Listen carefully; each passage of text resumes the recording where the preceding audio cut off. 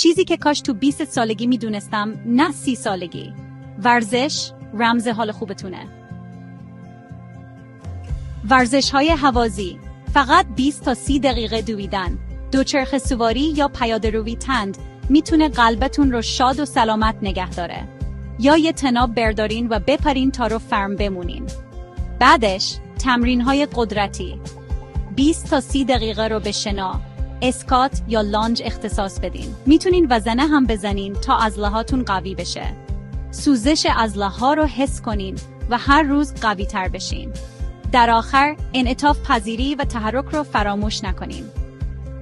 10 تا 15 دقیقه یوگا یا حرکات کششی انجام بدین.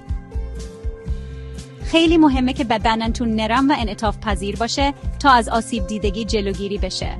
و رفقا، یادتون نره که هفته 1 تا 2 روز استراحت کنین. عضله‌های شما هم به زمان برای ریکاوری نیاز دارن. خب، دیگه منتظر چی هستین؟